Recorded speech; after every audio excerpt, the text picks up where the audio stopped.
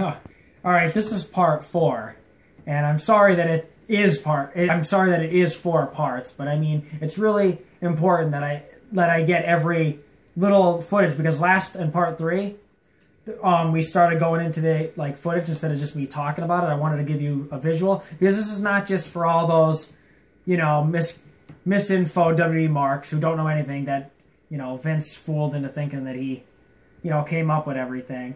It's also because I want to show just everybody universally that wrestling could be cool. And I want to show you all the cool things that they did and that WWF stole. But I want, so nobody says like, oh, who's this person? Just saying whatever.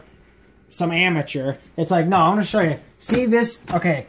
See all these tapes, how far back this goes? Now there's ones on. All this is wrestling. Every year, every territory, every company. Look at, we got, that's just the best of the hardcore matches. We got, here's Raw 03. Okay. Nitro, there's Nitro, 9/15/97, and Raw. See, from the same night, like I'm telling you how they're competing over each Raw on the same night. See, 90, every piece of footage. Here's ECW, 1/4/197, Monday Nitro, 7. See, okay, this is literally, if you want to believe that it's not just filler. I can grab any one and it'll be wrestling. Nitro, every 01, whatever, pick a year, even whatever, 80s. Here's even 06, the dead years. I have every, so believe me, I kept up with the garbage just to, alright, so you get the point. That I'm not just bullshit. There's another whole, hey, over there, there's a whole nother, see all those?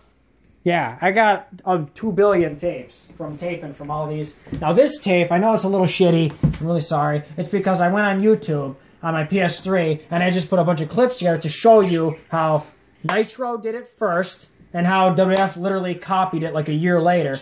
And the sad thing is, it's while they're competing against each other on the same show. How the hell do you get away with that, Brittany? Copying the exact thing while you're competing and nobody noticed. Like, yep. How do you even get away with that? So anyway, that's what I wanted to point out, but I wanted to say one last thing. Because I kept talking about how they're competing, but I didn't tell you guys how it all ended. So basically, in a nutshell, before we go back to, more proof of how WWF literally, there's a difference between inspiration and just exact cloning, blueprint stealing. That's what I hate about people. They're like, oh, they were inspired. No, they ripped it off completely. You could see, even in part 3. But anyway, that was like, I wanted to give you in a nutshell the ending. Alright, so by 99, WWF caught up from copying everything off ECW and Nitro. They're stealing everything. And then they caught up in the ratings, and it was like the biggest year. Ratings were huge. Wrestling was really, really booming and big. They call it the boom period, And WWF finally caught up from stealing. Okay, and WCW, see, the luxury that Vince has is that he owns WWF, so he could do whatever the hell he wants. If he wants it to be a stupid little family kiddie show with clowns and dentists and lumberjacks, he could do that pretty much. And if he wants to copy someone and make it like an overnight, like he copied literally overnight, and make it into a soap opera reality show with, for adults, he could do that because he owns it. He could do whatever the fuck he wants. Eric Bischoff didn't have that luxury. He was the brainchild of WCW and came up with all that for Vince to steal, but then he doesn't own it. And when Ted Turner owned it, and when he merged and he sold. And when he merged his Turner, TBS, TNT with Time Warner and all that, all the new people that took over, they didn't even like wrestling. And Eric Bischoff, even before that, had to answer to a lot of people, and they were saying, "Oh, you can't do this, you can't do this."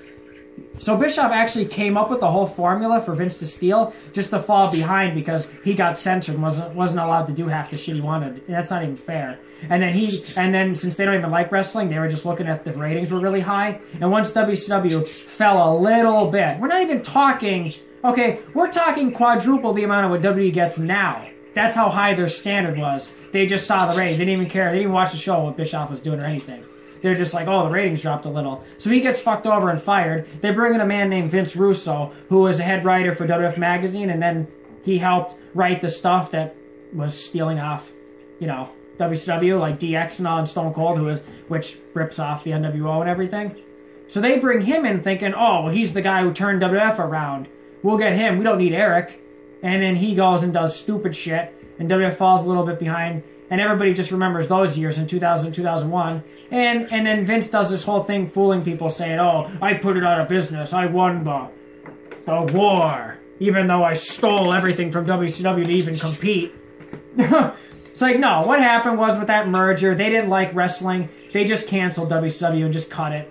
Just like a bunch of other shows. Like, you ever hear of Animaniacs, Gargoyles, Pinky and the Brain, Freaks, all the WB shows? You know, Warner Brothers, they merged. They cut all those shows, and WCW part of it, saying, oh, this is not child friendly. So Bischoff, the whole thing just got fucked over, and they never really had a chance to end it. So then Vince, with that gone, went back to his old format, which I'll show you on the tape. Back to his old formula, and that's where we are now. So I just wanted to say that so people aren't confused, like, you know, like, okay, for all the people who don't know, what the heck happened? Well, you have all these WWE, like, cult members who think, like, yeah, like my good friend RJ Mills, yeah, WWF is way better, they won. They didn't win. WCW got fucked over. They just got literally canceled, just like that. With higher, like, yeah, it was a low period, but that had nothing to do with why they got canceled. They didn't like wrestling anyway. But the funny thing is, that WCW in its worst days, in 01, and even before, like, even before Bischoff, they're higher than WWE's ratings now, and ever since that happened in 2001, and the whole thing ended. Here's a nice Pro Wrestling Illustrated. They like to, you know, try to stick up for WWE a little bit, because the people who write this are biased WWE fans when they grew up. Let's find the ratings real quick, shall we? This magazine's 07, the real dead years. That's going to be forgotten in like 20 years if it ever has another boom. It's like how nobody knows 95, because it was for WWF, because it was shit. I can't find it. Hold on. I'm sorry. Just wanted to rub it in a little bit. Jeez. Can't even do that. Yeah. They keep, you know, they keep producing this crap, though, this magazine, writing a... Even though it's like a shithole. God fucking damn it. There's the stock watch, so you see how WWE's dropping. Here we go. The TV breakdown. WWE does really better around WrestleMania time because, it's when The Undertaker returns and all the old names, the only people anybody ever heard of, and it's the 1 month where they actually try a little bit.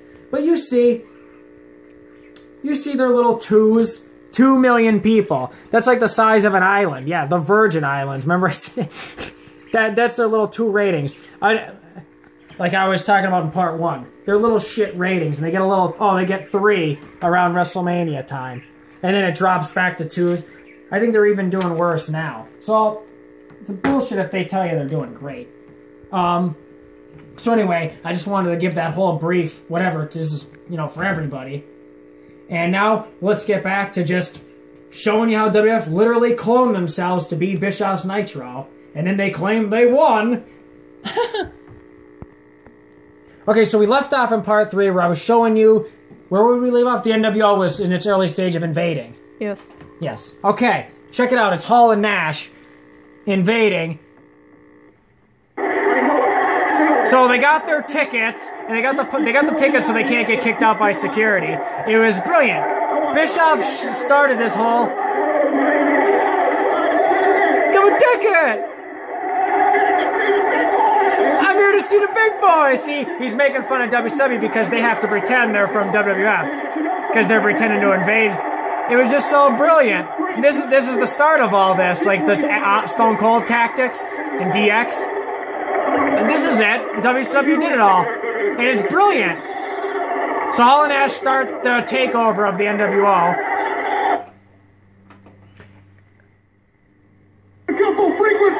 I just want to hear the one part where he calls Eric Bischoff Donny Osmond. I don't care.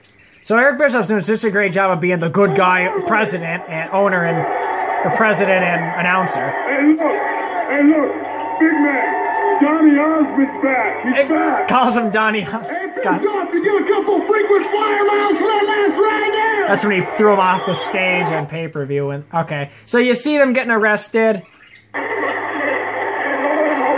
Far before WWF ever does it with Stone Cold Steve Austin, showing how they did it all first, and Austin is just a product of the NWO that they stole.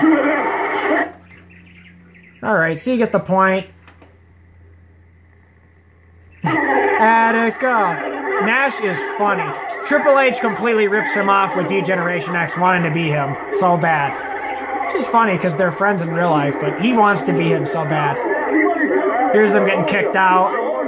You actually get this is the first time you actually see the backstage in wrestling. That was how innovative on national TV. All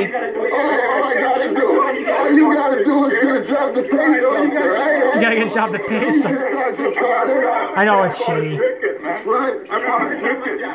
Hey, you guys, I want to buy y'all a donut, huh? I buy y'all a donut. So, okay, they're kicked out.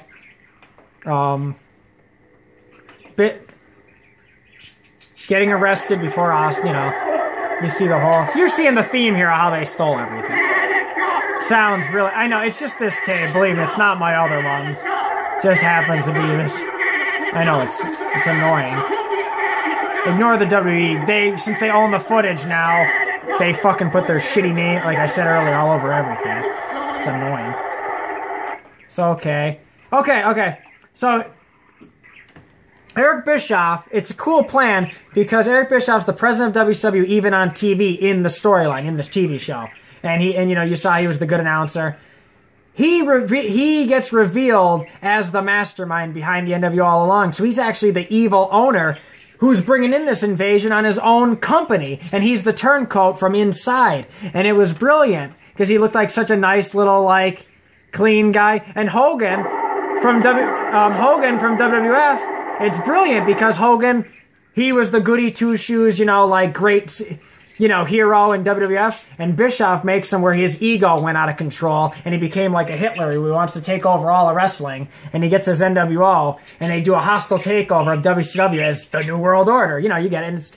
And he takes over, and Bischoff is the president, and he's behind the whole thing.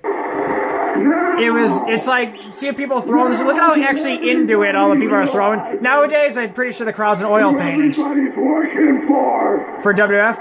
WWF actually takes all the crowd signs off people if they don't like it. It's totally Nazi. See? He was WCW. So anyway, so Eric Bischoff is the evil boss in the New World Order takeover of WCW. So they did all this stuff first. This is 96. See, I know all the dates by heart. I have every tape. D-Generation X, and the whole Stone Cold thing happened exactly a year later as they copied. D-Generation X came out June 97. This is all summer of 96. Like May, June 90s, exactly a year before. Okay, see how Hogan has the belt? He spray painted NWO on it to desecrate it. It was brilliant how hated. And Eric Bischoff is the evil... You may have to, we don't. Numero uno. And all of a sudden he's the ratty... I think people think he's this ass from... It's called acting. And you know it. See, this is the first time you ever see anybody do real stuff talking about backstage. Or like, Ted Turner. All the real... Before it was just a little kid show and you saw the wrestling. You didn't see any of this real... Oh my god, they're talking about real things, like the owner. Have a personal relationship with Ted Turner. So you never heard this stuff. It seemed real. They're the start of this real soap opera show. Look at the people throwing all it. It was brilliant how hated. NWO negotiations. So Schiller. Now see how Hogan has the world title, and Bischoff's the evil boss. Vince McMahon rips off the same thing, but what he just changes the name to. He calls it his corporation, where he's the evil boss who wants to stop Austin from having the belt and make sure it's on The Rock. Whoa, look familiar? He's Hogan. See, they have their group of goons. Hogan rocks the leader where he has the belt, and they keep it around him so he doesn't lose it. It's the exact same thing as the NWO 2 years later.